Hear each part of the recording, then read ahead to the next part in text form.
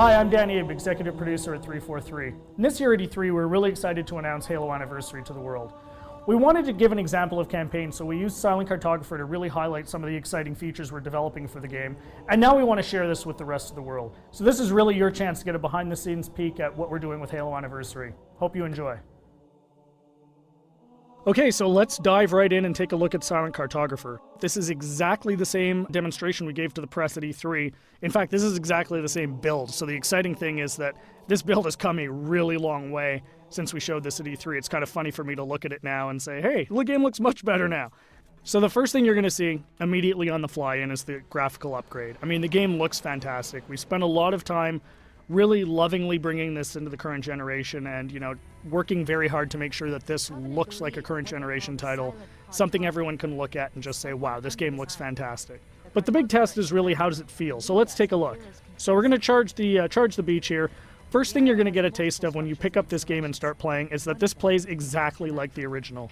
That was a core development principle for us, is this game needed to play exactly the way it did 10 years ago. I mean, this is the game that launched a generation of shooters, so we had to make sure that that feeling was identical to that experience that everybody remembered 10 years ago, because this is really a gift to the fans. This is a way to relive the experience of playing Halo 1 for the first time, so we really wanted to make sure it was identical.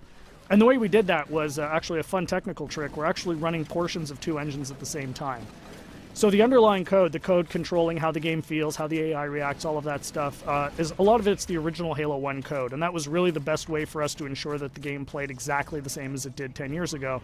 But on top of that, we've layered a new graphics engine that allows us to, make the game look fantastic and look like a current generation title. So it's really a great mix of the two. So at the end of the day, your Halo fan gets a game that plays exactly like they remember, but looks like a current generation title.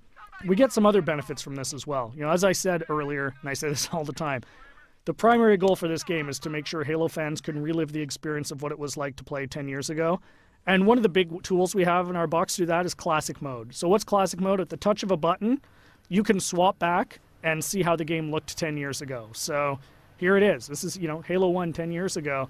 And it's really a magical feature for Halo fans, because this just lets you go back in time and see exactly how this game looked 10 years ago. But the fun part is you can come back at any time.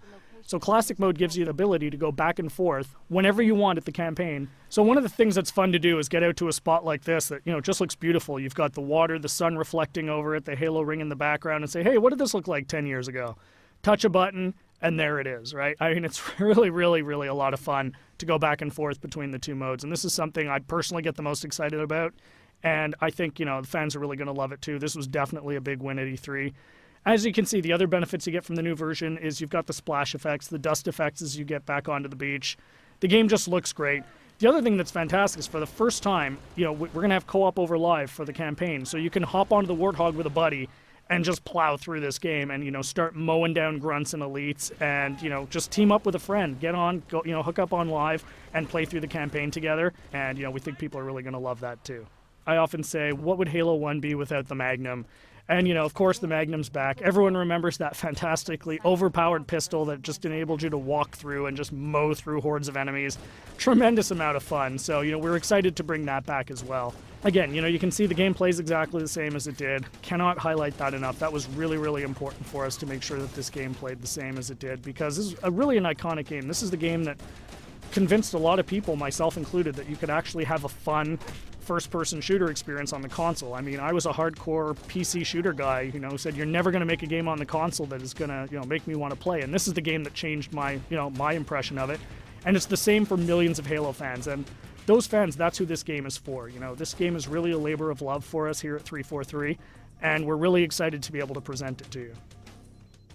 So there's your sneak peek of Silent Cartographer. Really just the tip of the iceberg. We've got a lot more features we're going to announce as we get closer to launch. Come to Halo Fest at the end of August and see the whole game in action. See you then.